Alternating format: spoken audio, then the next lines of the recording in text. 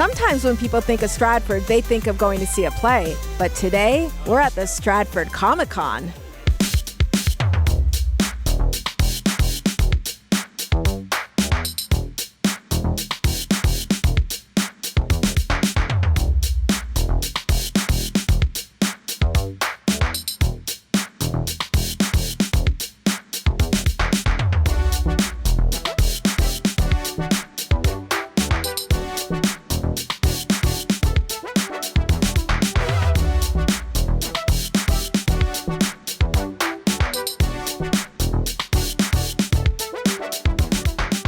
In terms of work, everything was my passion, acting. Ever since I was a teenager, that's what I wanted to do in life. And that was my passion until basically I couldn't do it anymore. And when it comes to what we do for a living, I like jobs or projects that push the boundaries and certainly force me to take it up another level or make something happen that I haven't been challenged with yet. There's actually a friend of mine who is local to Stratford, and his company, Toon Rush, we work together with AR and VR and really pushing the boundaries of how to merge sort of the virtual world with humanity, mostly for enhancement purposes like education or mental health and things like that. So it's been a lot of fun to explore. When you come to these conventions, what do people want to speak to you most about? Well, right now it's X-Men because it's the show that's current, but I'm surprised by a lot of the things that people remember me for. Some things go all the way back to the 1970s, and they'll come up with some obscure print that they've kept or found online that I've actually forgotten about, and also other obscure movies that I've been in, and so it's a wide range of things that people come by to see you for. X-Men was the catalyst for us getting back out and doing these cons, but I'd say Comfy Couch is the number one property that people will still come up to see me for, and then followed closely by Resident Evil. So your cameraman's nodding over there. Yeah. So that's been really interesting, just seeing sort of the balance and which parts of, the Golden Horseshoe and the Southern Ontario, what are the fan bases and in what parts. The cutest is when someone comes up and they've got their wee little one and they're holding on to what is clearly like a third generation Molly doll now, very well loved but still in one piece, and you can just see the joy that has been handed down from generation to generation. And we've been lucky because X-Men has had a very similar thing now with the new X-Men 97 show coming out. Parents are watching it with their kids and they're so excited because they're like, when I was your age, this was my thing and I get to do it with you, and there's new episodes as well. So it's such this infusion of new energy and life into these things that we did so many years ago. It's been wonderful. Do you have a favorite role, a favorite thing that you've done within your career? Yeah. Playing Jake McKenna, next door neighbor to Peter Scolari's scientist in Honey, I Shrunk the Kids, was probably the most fun that I've ever had on any TV series in my life. And those 2 years were just exceptional. Every minute of it was laughs galore. The work it never seemed hard, even when it was, just because Peter was such a wonderful guy to work with, and the humor and the comedy was just so exceptional. Even though I took the brunt of everything that went wrong in his lab, and there wasn't an episode that I didn't have to spend in front of an air cannon, having something disgusting thrown at me at him. All the memories. Exploding spaghetti, exploding slime, vegetables, cabbage, you name it. Lydia Dietz in Beetlejuice, and working with Stephen Ouimet, who I think also lives in Stratford. Getting to work alongside him for every record and be in the booth with that team of actors, and then the writers and the producers, everyone on that show, it was laughs after laughs. Again, like it seemed easy. I couldn't believe that, one, I got to miss high school for this, and two, I'm getting paid, and three, they're feeding us, back in the day when they fed us, and and four, it was just like a dream can come true, is being surrounded by these funny, talented people. And then as a director, you just made me think of something. I got to direct a few episodes of the Miss Persona preschool series, and the very first one I directed, one of my best friends is Joseph Motiki, and he plays Mayor Joe in that show. And I got to direct, and we had to do it all in one take because it's supposed to be from the POV, like she's doing a live stream, so you can't cut. And he got to walk in, and it's where he needs glasses, but he's in denial about his poor vision, so he walks in, he starts talking to like a tree stump, thinking that it's like one of his friends, and then he stumbles and falls face first into a cake.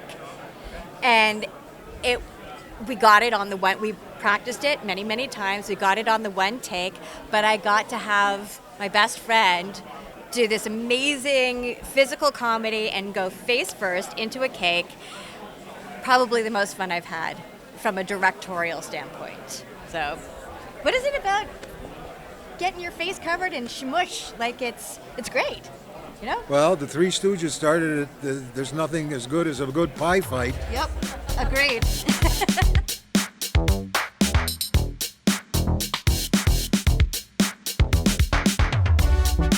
I've been drawing since I was little kid, since 5 years old.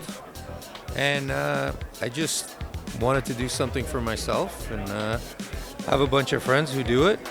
Saw them doing it, and I thought I'd give it a try. And so what's your favorite thing to draw? Oh man, everything. I just like to draw.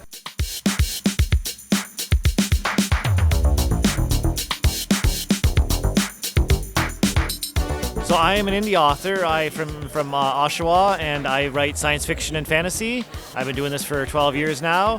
It's all self-published indie work, and I'm trying to reach new audiences and get my work out there. So it's mostly science fiction, and I vary from book to book, but I kind of do some fast-paced action thriller stuff. I do some more like techno thriller. I have one sort of giant epic. This is only one bit of it. That is like a post-apocalyptic sort of end-of-the-world type of situation. I have a much shorter one that's an icebreaker, brings you in. It's Attila the Hun, dressed up in hot pink, platinum blonde, and sipping latte from an upturned human skull.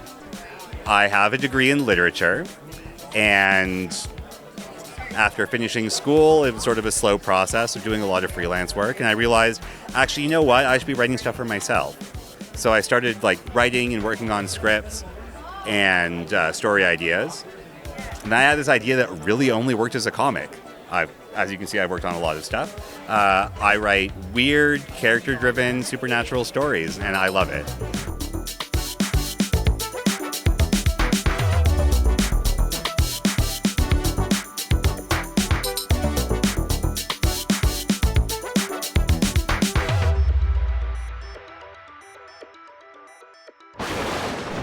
You may be wondering why I'm in makeup right now. Well, that's because, as some of you know, I'm also a teacher at Fanshawe College, and sometimes I'm lucky enough to be in my students' films.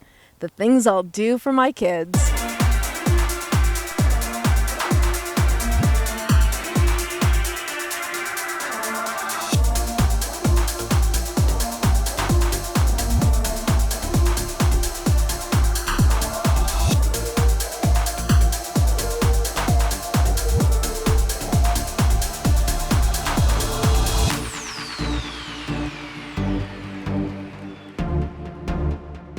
When I'm not hosting FANatics, I'm out in the woods, getting my hair done.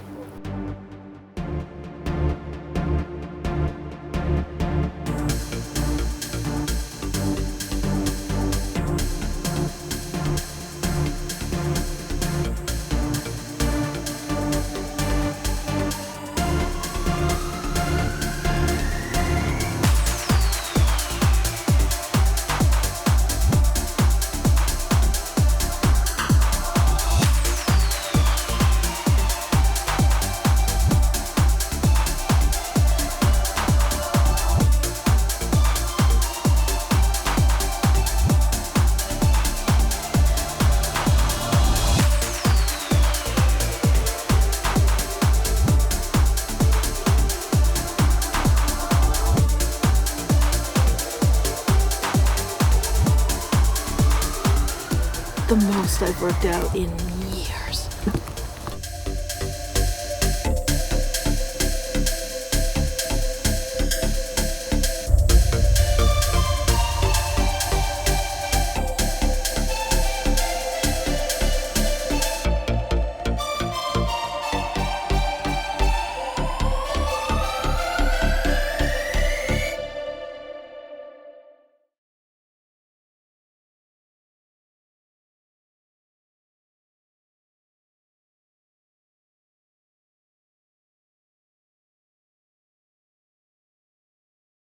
I'd love to know why you like coming to conventions.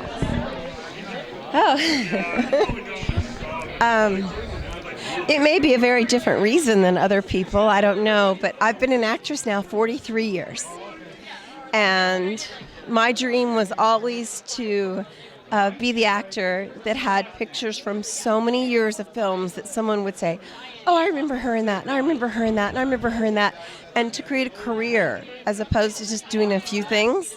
And I've finally, I feel like I've done that, and I love that. And so when you get to get up in the morning and then go meet people that still are watching your work, having fun, and signing pictures, that's a good life. That's a good time. That's nice.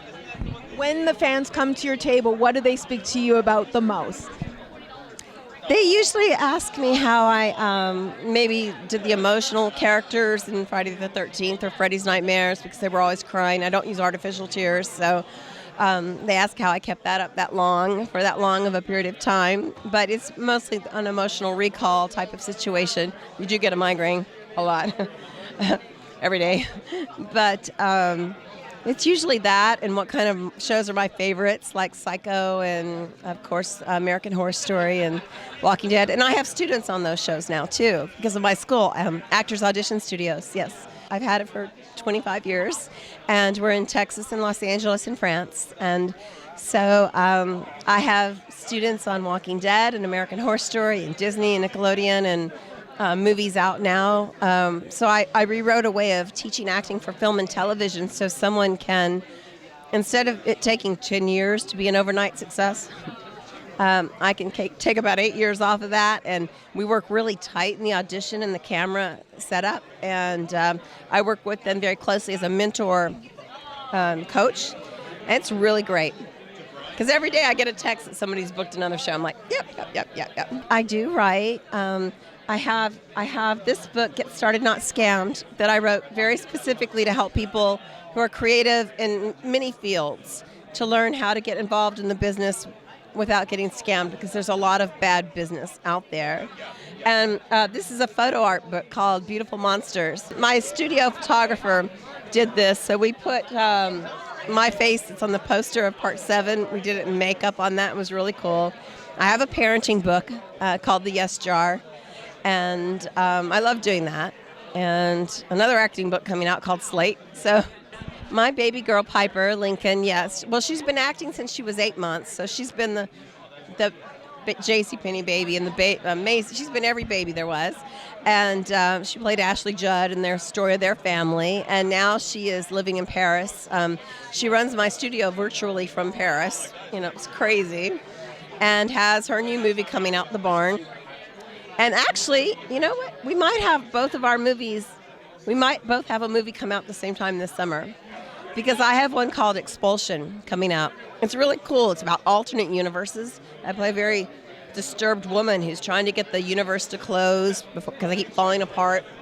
And it's just been sold. So I think our movies might come out at the same time.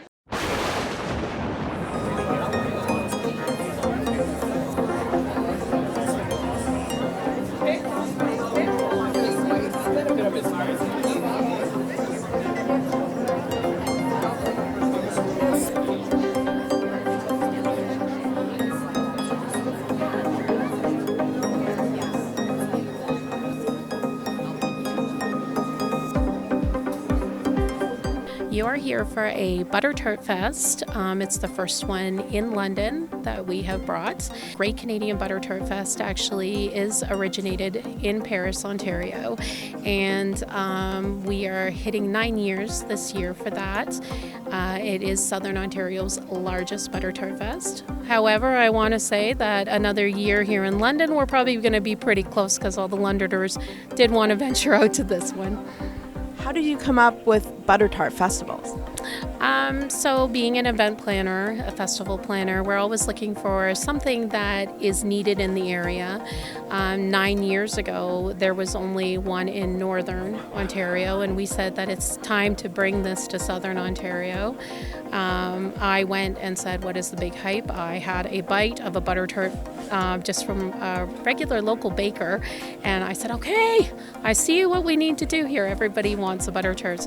So how many Butter Tarts would sell in a festival? So again, I'm going to bring it back to Paris because that is our next one, and that is the biggest one that we do in Southern Ontario. Over the course of a weekend, we will sit at about 175,000 Butter Tarts sold. Just to give you an idea of how much Londoners and the area here love the Butter Tarts. Yesterday, Saturday, we had 50,000 tarts sold. And the bakers were up all night baking to probably bring in about another 20,000 today. So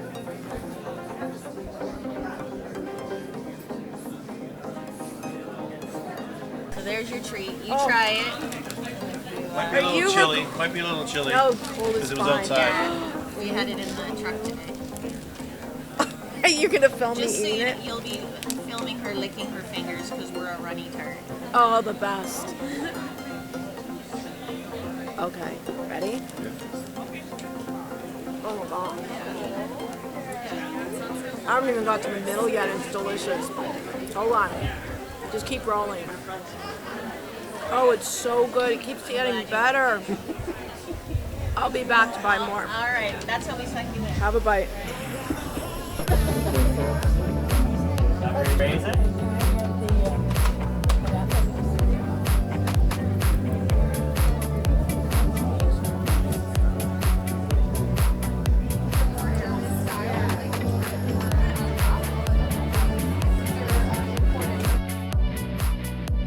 It's been amazing. We sold out of three. We brought enough product for the 2 days, and we had to go back last night and bake again because we sold 4 of our tarts. I think 3 or 4 of our tarts we sold out completely, and yesterday. And so we went back and baked again last night in the shop. So it was a late night, but we got her done, and we've got lots here for everybody today too.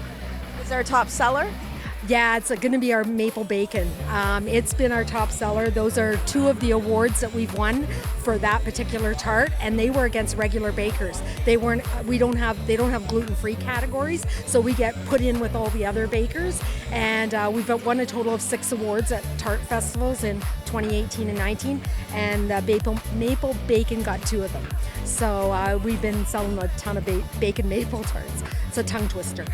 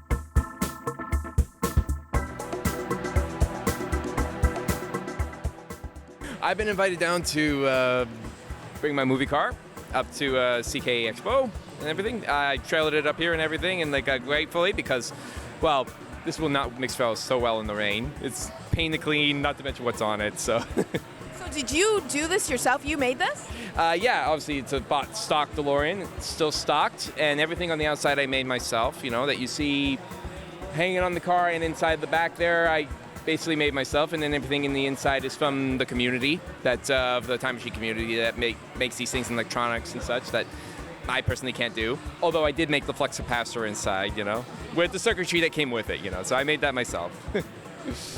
So you take this to cons, different conventions and things? You were actually witnessing my first con with this car. Yes. This was just something, a movie that spoke to me as a kid. Growing up with a learning disability, I guess it was some things that catch my attention. This was one of them. Started out with the Part 3 movie, and it grew from there to knowing Part 1 and 2. And then I was just, when I was at least 6 or 7, I wanted the car, you know. And then I accomplished it about, 3 years ago, so. And the character, though, it's one thing to have this amazing car, but then you're dressing up as well. Yeah, everything on here is pretty authentic in what I found, from tool belt to watches and all. Made to suit myself. It's because of this that made me get that, you know. All because of me making the costume. It started out where I thought if I could find Marty's shoes for my nephew for a birthday, and then I thought, could I find Doc's shoes? And I could, and I'm thinking, could I find this? And I could, and then it just exploded from there. The dam broke. I was flooded with my old nostalgia. As much as I was a fan of the movie, then I became much, much more past that.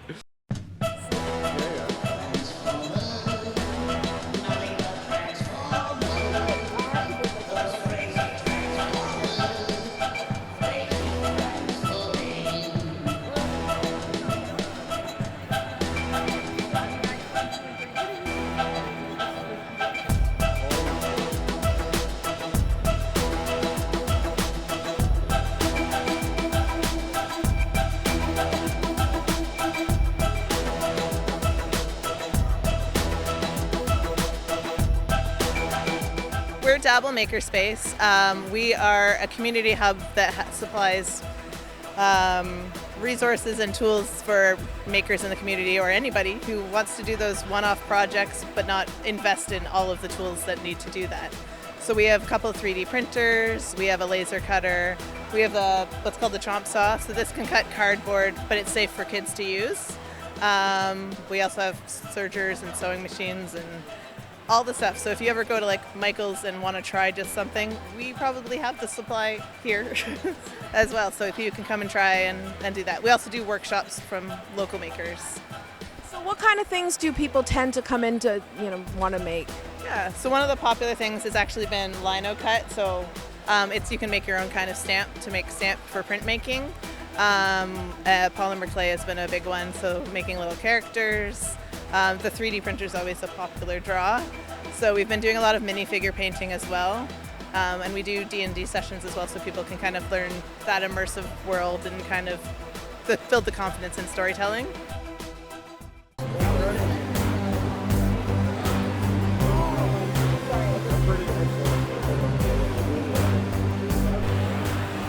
It's Junie, the banana.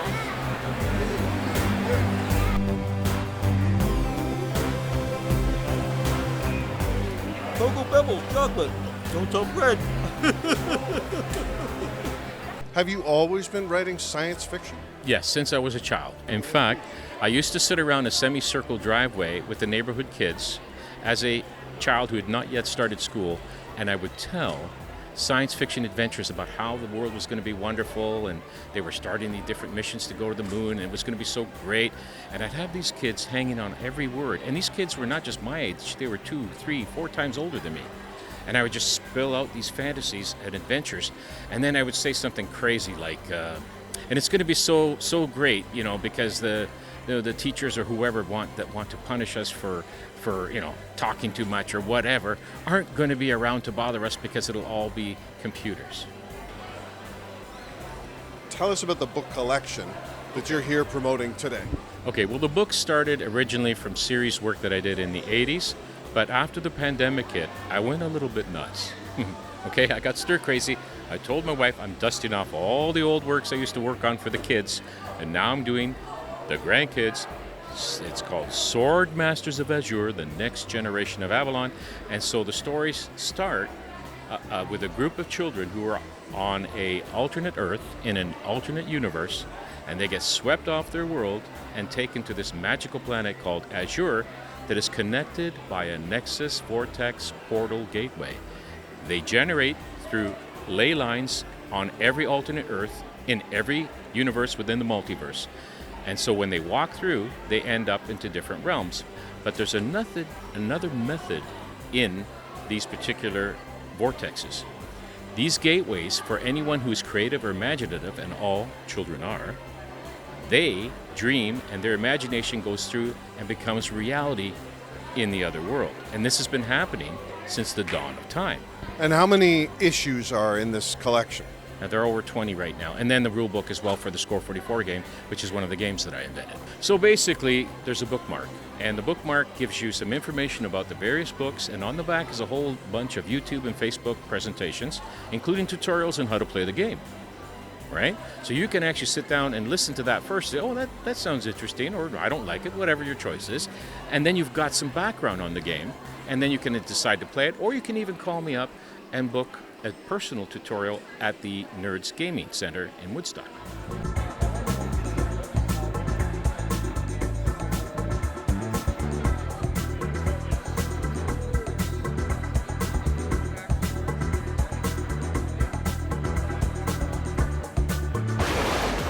What a delicious issue that was. I hope to see you next time on FANatics, but for now, I gotta get some butter tarts. Finished with now, gonna get me some butter tarts. I'm not gonna say that. The things I'll do for my kids. All right, you like that? I don't know, do you like that? Yeah. Still hyperventilating.